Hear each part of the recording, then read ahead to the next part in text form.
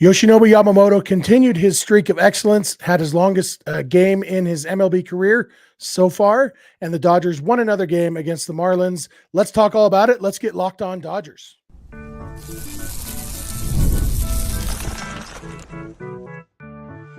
You are Locked On Dodgers, your daily Los Angeles Dodgers podcast, part of the Locked On Podcast Network, your team every day. Hey, Dodger fans, this is Locked On Dodgers, part of the Locked On Podcast Network, your team every day.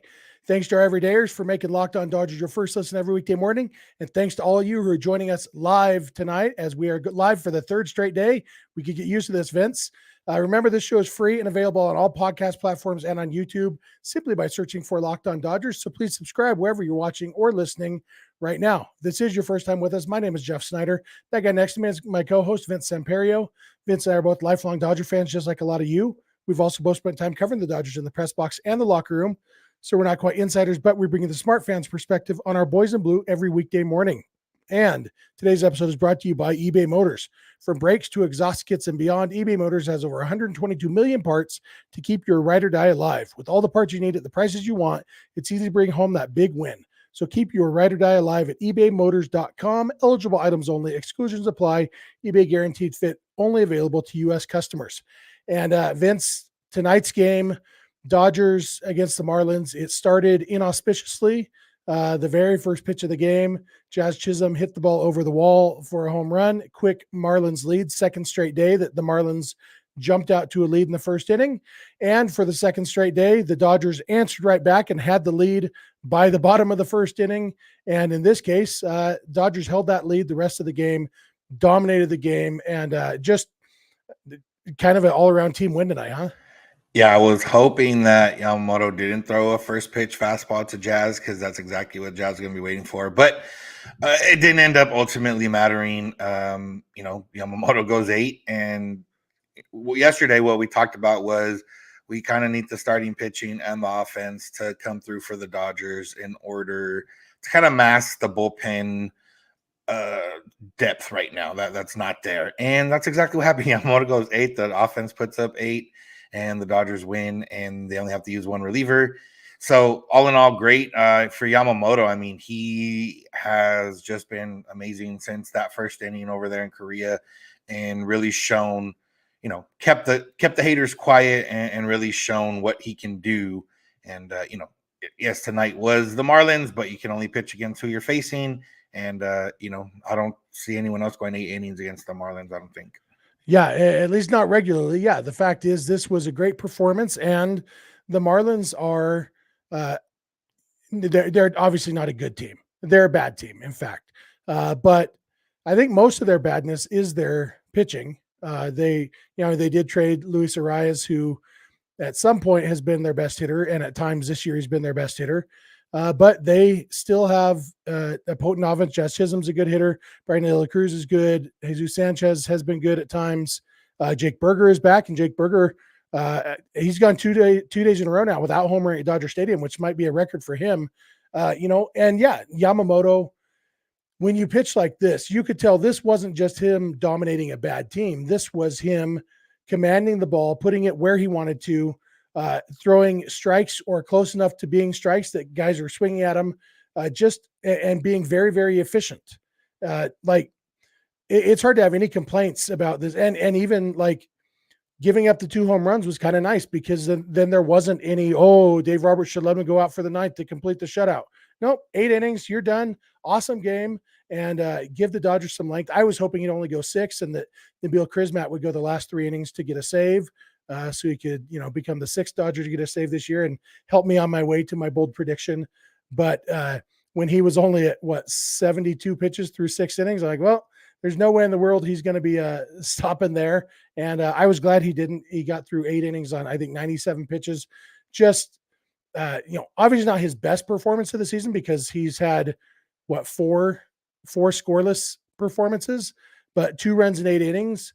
For, given in the context of what we talked about yesterday and what the Dodgers need with their bullpen the way it is, like you said, it was, I think some other word that kind of means the same thing as best, most important performance. Most efficient for sure. I think ultimately going the 8 innings under 100 pitches and, getting 24 outs with only 5 of them being strikeouts. That's where, the length was able to come in and why he was able to go deep into the game because he was getting outs, with non-strikeouts and getting guys to make soft contact and everything else. And yeah, for Yamamoto, I mean, it's just a continued look at what he can be and had a pretty solid mix of the four seam and splitter like normal. 30 splitters is pretty interesting. And on those splitters, they get 5 swings and misses. They get 9 swings and misses on 20 swings on 39 fastballs. So, the fastball we've talked about maybe doesn't have that swing and miss, doesn't have that movement that, some of his other pitchers have. But when he has the other pitches working and he's able to locate the fastball, this is what you get out of it. And that's, an efficient performance where he does get some swing and miss, but also gets a lot of soft contact to get himself efficiently through the game. Yeah. It definitely, and again, we have to temper our expectations a little bit because it is the Marlins, but like you said, you can only pitch against who's on the schedule. And this is not the first team that he has dominated. It seems like we keep getting more and more evidence that first game in Korea was the anomaly and not the great games that we've seen since then. He is just, obviously he's not right now the front runner for rookie of the year because Shota Imanaga still exists. He also pitched into the 8th inning. I think it went 7 innings, 2 runs allowed against the Padres, which was actually constitutes a bad start for him, allowing 2 runs in 7 innings. His ERA went up. Yamamoto's probably went down a little bit because it was just under 3, and 2 runs in 8 innings will drop that a little bit. But the next start will probably come against the Giants in that series in San Francisco. That'll be a good test. The Giants have a solid offense this year. And so that'll be a fun test for Yamamoto and for the Dodgers to see what they got going on there. It'll be nice to play the Giants again too. Yeah, the Giants, the first sweep of the season and hopefully not the next sweep of the season. Hopefully there's a couple more sweeps before that. But yeah, it's all in all a good night. We know JP fires and comes in and pitches the 9th and gets the job done with him. The velocity is still not there. I was looking at some of his numbers earlier.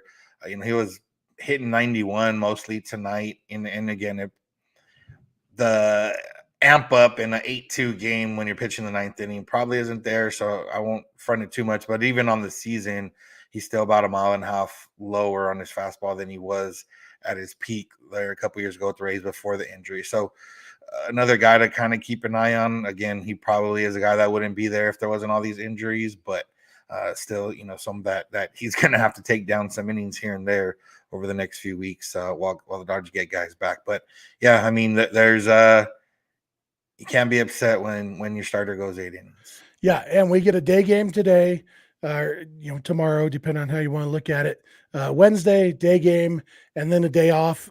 We have to assume it's a lefty on the mound for the Marlins and a day game after a night game. Will Smith will probably be out of the lineup. Chris Taylor will probably be in the lineup. He got subbed in this game, came out when the score got out of hand.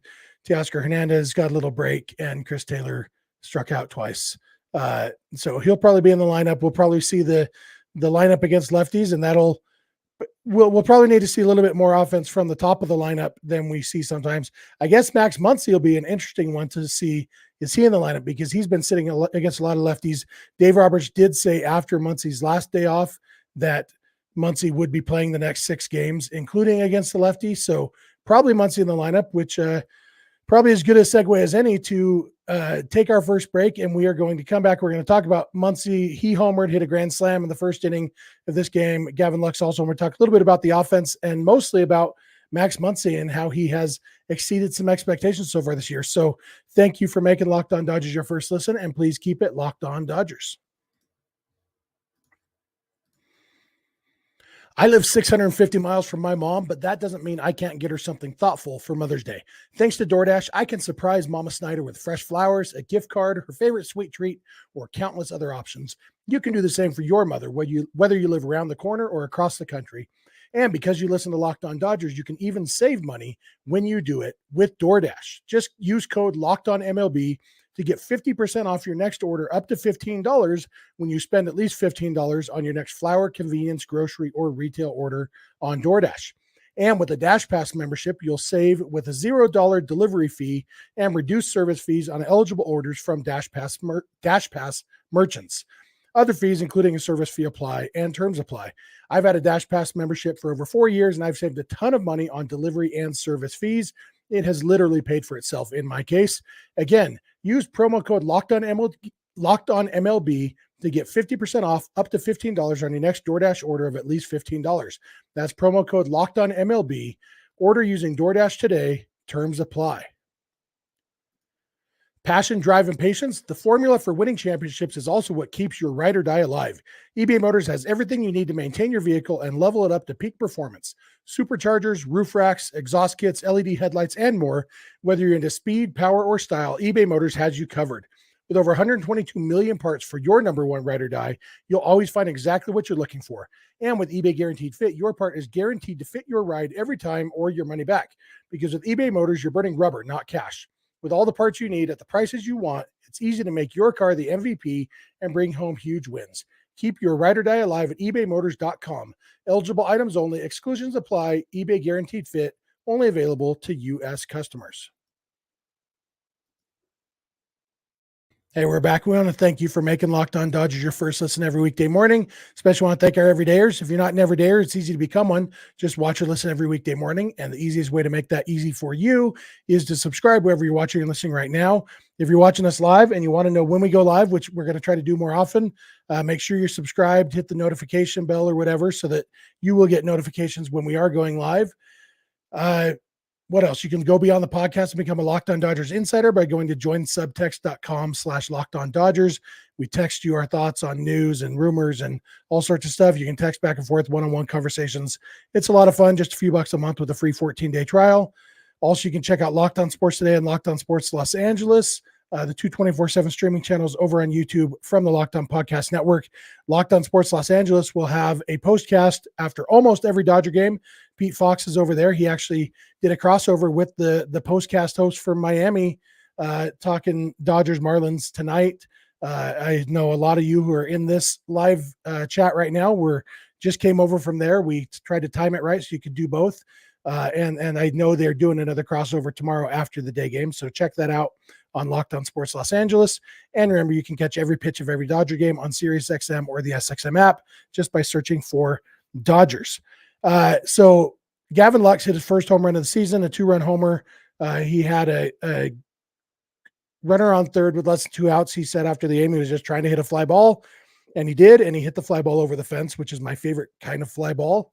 It was his first home run since August 15th of 2022. I guess it's been a big week for guys doing something for the first time since August of 2022, because I guess that's not when Buehler pitched last, but it was when Buehler had his Tommy John surgery. It was August of 2022.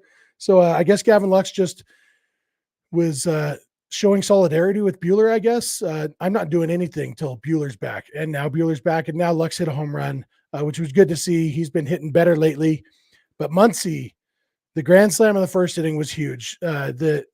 The start of the game, Mookie Betts got out, and then Shohei Ohtani walked. Freddie Freeman got hit by a pitch that would have been ball four. If it hadn't hit him, Will Smith walked, and then Max Muncy hit a grand slam. So boom, 5 batters in, the Dodgers are up 4-1 and never looked back. Muncy obviously coming off his 3-homer game from the other night.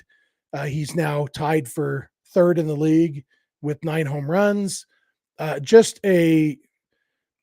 been a really good turnaround for Max Muncy.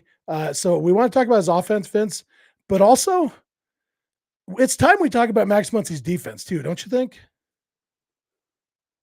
Yeah, it's we've talked about it for at least a couple weeks now, wanting to talk about his defense, but it's been pretty jam-packed the last couple weeks with all the winning, and luckily for us, he's kept up that defense pretty strong, and yeah, with the offense to go along with it, it's been an ideal situation for the Dodgers. Again, it's one of those things where, like you said, he is facing left-handed pitching a little bit less often than in the past. Maybe that's helping him out a little bit for sure. He's got the average up to 263. He hasn't had his average that high since 2018. That's when he hit 263 last. So it's been a while for that. But yeah, I mean, he's looking really good at the plate. He's been looking very good defensively. I know that play in the last inning, he snagged out 113 mile an hour, I think, hit off of Jake Berger's bat. So they mentioned it there, but I mean, he's been making the plays beyond that, the plays, to his right, to his left, coming forward, turning double plays, everything like that. And for something that was a question mark coming into the season, which was the Dodgers infield defense with Lux and Muncy and Mookie, other than Mookie, who's had a little bit of issues here and there, but still placing pretty well in defensive runs saved.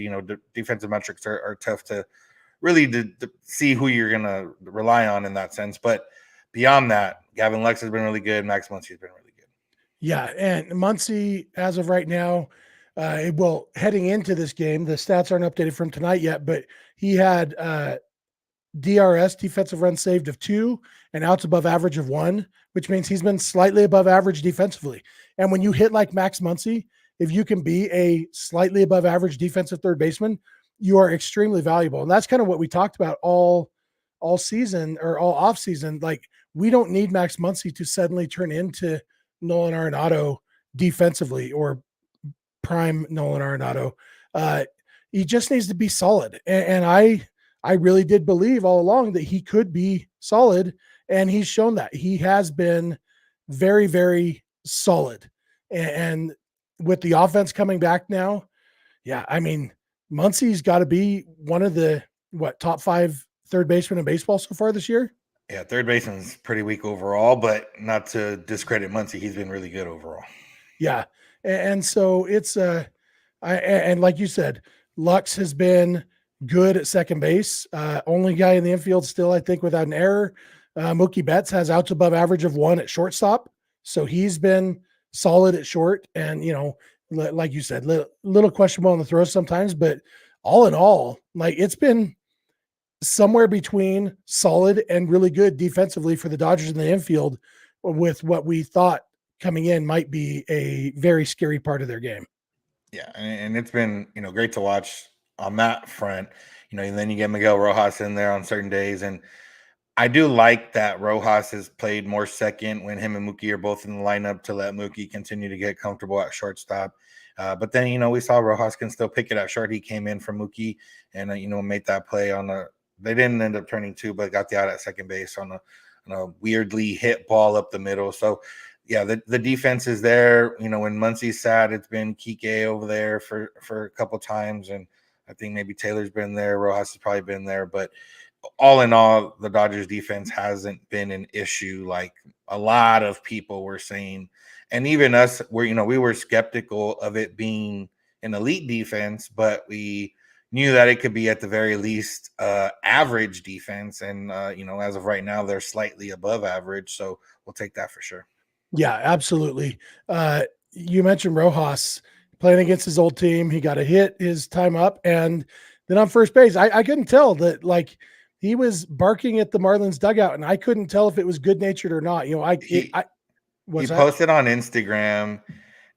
Again, I don't know if he's being funny or not. He said, "I was just telling Brian De La Cruz that he's ugly," with laughing emojis. So okay, yeah, because it does seem like, I mean, he was, as far as I know, pretty popular in the clubhouse in Miami. Obviously, there was at least I know of 2 people who didn't like him, 2 of his teammates. One that's public and one that I know from other sources. But overall, it does seem like he was popular. So I was hoping it was just a deadpan, straight face joking around. But you never can tell with these guys sometimes. And it would be kicking the Marlins while they're down if he was, because they sure are down, definitely. Yeah, it's hey, but we talked about the Dodgers coming off the big series sweep against the Braves, coming into this series with the Padres coming up after that. And, it's sandwiched in between that could be a little bit of a trap. But the Dodgers have at least won the series with a good chance of closing it out with Gavin Stone on the mound on Wednesday. So, yeah. And speaking of Gavin Stone, he is currently in the starting rotation, hopefully in the starting rotation to stay. But the Dodgers, looks like they will have some decisions to make coming up in the next couple weeks, because Bobby Miller seems to be on his way back. So we're going to dig into what that might mean for the rotation. So thank you again for making Locked On Dodgers your first listen, and please keep it Locked On Dodgers. PrizePicks is America's #1 fantasy sports app with more than 3 million members. It's the easiest and most exciting way to get in on the action while you watch your favorite sports and players. You just pick more or less on 2 or more player stats and watch the winnings roll in. PrizePicks has something for every sports fan, from baseball and basketball to League of Legends and everything in between. You can pick Luka Doncic, Shohei Ohtani, Connor McDavid, and Jude Bellingham all in the same entry. PrizePicks is the best way to get action on sports in more than 30 states across the country, including California, Texas, and Georgia. Quick withdrawals, easy gameplay, and an enormous selection of players and stat types are what make PrizePicks the #1 fantasy sports app. So download the PrizePicks app today and use code LOCKEDONMLB, all lowercase, for a first deposit match up to $100. That's promo code LOCKEDONMLB in the PrizePicks app for a first deposit match up to $100. PrizePicks, pick more, pick less. It's that easy. Hey, we're back. Thank you again for making Locked On Dodgers your first listen. Remember to become a Locked On Dodgers insider by going to joinsubtext.com/LockedOnDodgers. Become an everydayer by watching and listening every weekday morning. Subscribe on YouTube to be notified when we go live like this. Subscribe wherever you listen to podcasts. You know what? There's no law that says you can only listen once a day. Watch it on YouTube, listen to it on your phone, listen to it on your computer at work. You know what? Become a triple everydayer. That's the next frontier in podcast listening. Be sure to check out Locked On Sports Today and Locked On Sports Los Angeles over on YouTube, both streaming 24/7, and listen to every pitch of every Dodger game on SiriusXM or the SXM app by searching for Dodgers. We got news on Tuesday, Vince, that Bobby Miller will be probably going on a rehab assignment soon. He threw a bullpen, I think, on Monday, and they said all they really said was that he will need a rehab assignment before he comes back. But the fact that they're talking about it now probably means that they're getting close to that point. From what we can tell, the bullpen session went well. Clayton Kershaw also threw a bullpen session. He's not nearly as close to coming back. He threw 20 fastballs and that's it. So he's got a ways to go. But Bobby Miller, threw a bullpen session, assuming that he continues to come out of that well. A rehab stint wouldn't be far behind, and he'd probably only need 1 or maybe 2 starts on rehab, and then he's ready to rejoin the rotation, a rotation that currently has 5 guys in it and Landon Knack in AAA when he probably deserves to be pitching in the big leagues too. So what do we think that means for Bobby, or for the rotation when Bobby Miller comes back? Yeah, it's, this is all with the caveat that everyone's going to still be healthy by the time Bobby Miller does come back. Dave Roberts did say that it would be a quicker rehab assignment since Miller hasn't missed too much time and the arm is still relatively, good to go. So that would probably mean that maybe just 1, and they can find a way to, they keep saying no to the 6-man rotation, but this will be the first time that they, assuming it happens, that they would legitimately have 6 guys that are worthy of being the rotation. James Paxton would maybe be the odd man out there, but he's coming off a really good start and, has at least given the Dodgers length, if not anything else, throughout this season so far. So I don't know. I think you got to consider the 6-man rotation a little bit, or at least have it a couple times through. I mean, what are you going to do? You're not going to stand Gavin Stone down. Realistically, he's been pretty solid. Glasnow, Yamamoto aren't going anywhere.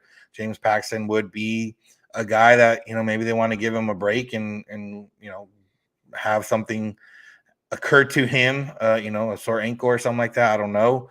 And then you have Walker Buehler, who just came back, who is not going to get sent down. So the thing is that it's not like last year where they had all these rookies and when guys came back, they could just option on and kind of play it that way. They really only have 1 guy they can option right now. And when it makes sense to option him because he's been pretty good. Yeah. And unfortunately, the answer to this question is always somebody's going to get hurt. Sometimes that is like you said, if not a fake injury, at least, you could probably pitch through this, but there's no need to because it's May.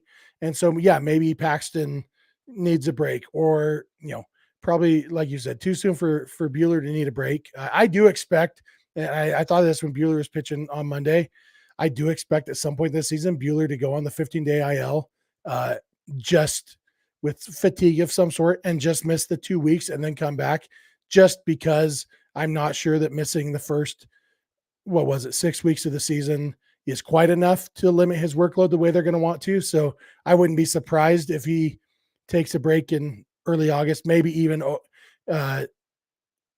surrounding the All-Star break, to whether that is to get him extra time, or to limit the number of games he misses with his 2-week break. But I do expect Buehler to go on the IL at some point, but probably not this soon.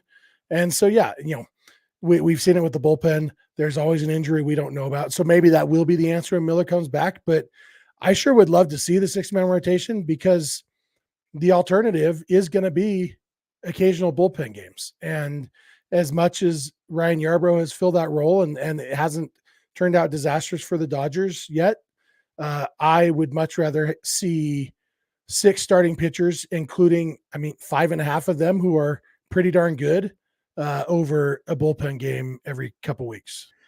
Yeah, and it's not even, last year the piggyback could have been in effect, and they've done piggyback before, but there's not even really like Buehler would be a potential piggyback situation, but there's no other guy that you would piggyback with him. That's the issue there. And then, if you do go to a 6-man rotation, Ryan Yarbrough's role becomes interesting. Like, he can be, it's kind of just one of those where he could be your savior if the guy doesn't go deep into a game and gets you deeper into the game to save the rest of your bullpen, or he becomes a guy that has to throw at least 2 times a week, whether it's, 1 inning, 2 innings, whatever it is. So it would be, adjusting him to a different role. But yeah, if they're already going to give these guys those days off, and nobody really goes on normal days rest anymore for the Dodgers, then I don't see the reason to not have a 6-man rotation, especially considering right now how the bullpen is. Like, there's realistically better arms that are starting pitchers than are relievers, and you can just figure out the rest as you go forward. Yeah, that's exactly what I was going to say. You're not worrying about bumping a really good reliever. You are bumping a JP Fireeisen, who still concerns about his velocity and his effectiveness. Gus Varland, concerns there. One of those, and Nabil Krismat, who has been DFA'd and not claimed for a reason. That's who you would be bumping, one of those guys, to do a 6-man rotation, because 6-man rotation would mean only 7 relievers. Well, the Dodgers only have, 4 really good relievers right now anyway. So 4 or 5. So cutting down to 7 wouldn't be the end of the world. And yeah, maybe that is, they've said they don't plan on doing a 6-man rotation, but also plans change. And sometimes the reliever injuries are what changes, because if you have guys who know I'm getting an extra day off every single time through the rotation, then you do get more guys going 6-7 innings in a game and saving some innings on the bullpen. Yeah, and realistically, they said we're saying no 6-man rotation, but they didn't necessarily really have 6 guys ready to go. Like, Landon Knack became a guy for them, but he wasn't the guy initially. Michael Grove was pushed to more of a reliever role. Yarbrough was pushed to more of a reliever role. Like, they didn't have 6 guys. If Bobby Miller comes back and everyone else is healthy, then they do have legitimately 6 guys that can fit into a rotation. And the other part that we've talked about multiple times with giving guys extra days rest is that you're a little bit more likely to stretch them out and, get them to 100 pitches or let them go that extra inning or different things of that nature, because they are going to have that extra day off every single time. So I do think it makes more sense, and I really do hope that the rotation does stay intact, so we get to see what does happen. Yeah, that's the thing. It's sad that we've become so gun shy and just assuming that the answer will be, well, somebody's hurt that we didn't know about.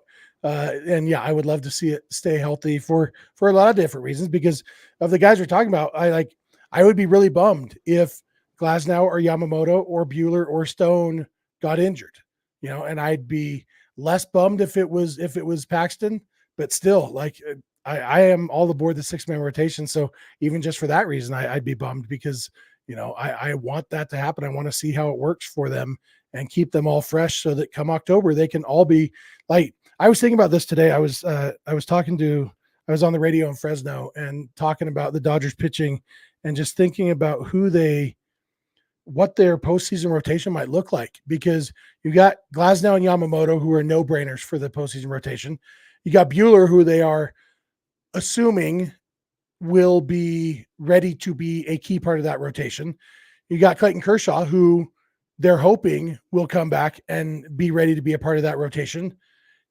And you've got Gavin Stone and James Paxton, both of whom might be, and by the way, Bobby Miller coming back. It's like, where do I guess if I had to guess, my best guess would be Paxton, Yamamoto, Miller, and Buehler. But like, I don't know if the Dodgers have ever had a hard decision like this on the rotation. Last year it was, okay, so I guess Lynn's going to start one of the games, and it was, and I guess Kershaw is our number one starter, even though he's hurt. If these guys can stay healthy, and I know that's a big if, but if they can stay healthy, they're going to have some really hard decisions to make in October in a really, really good way.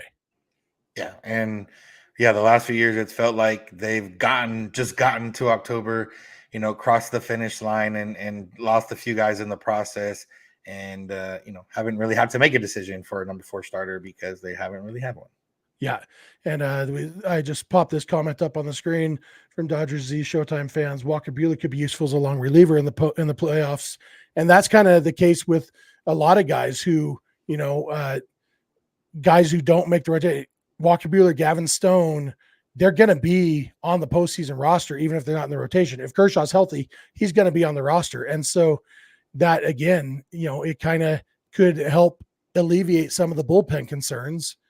Because you're going to have so many starting pitchers available to eat up innings, whether it's as a starter or in long relief, that it could be a good situation. Again, it's May. We're not going to yet put any money on the Dodgers being healthy in October, but it's what I'm currently hoping for anyway. Yeah, we can put money on them being in October. That's the fun part. Yep. I think that'll wrap it up for us today. You got anything else, Vince? Nothing else. Getaway day game. Go for the sweep. We asked for sweeps yesterday, and we're on the precipice of the first one happening since we started asking for it. So the game's at noon, right? Yeah. Mm-hmm. So noon LA time. Be sure to check that out. If you are at work, so you can't turn on the game on TV, you could at least listen on SiriusXM or the SXM app. Just search for Dodgers. You can catch every game like that, and it's always the hometown broadcast. If you're on the actual radio, but if you're online on the app, you can get either broadcast. So check that out. It's going to do it for us for today. Thank you again for making Locked On Dodgers your first listen. Thanks for being an everydayer. If you are one, if you're not an everydayer, become one by watching and listening every weekday morning. Be sure to subscribe wherever you're watching and listening right now. And if you're on YouTube, hit the notification bell so that you'll know when we're going live. You can follow us on Instagram, Twitter, and TikTok at Locked On Dodgers. Vince is on Twitter at VinceSince91. I'm on Twitter at Snydog. DMs are open both of those places. You can become a Locked On Dodgers insider by going to joinsubtext.com/Locked On Dodgers. You can check out Locked On Sports Today and Locked On Sports Los Angeles, the 24/7 streaming channels on YouTube from the Locked On Podcast Network. And be sure to check out Locked On Sports Los Angeles after every Dodger game when Pete Fox is doing the postcast over there. More chances to interact and listen to more Dodger talk. You can email us, lockedondodgers@gmail.com, or send us a voicemail or a text message at 323-863-LOCK, 5625. We are here every weekday morning, and we hope you'll be here with us. When you get in your car or sit on your couch, tell your smart device to play podcast Locked On Dodgers. And remember, you don't have to agree. You just have to listen. We'll talk to you tomorrow. Have a good one.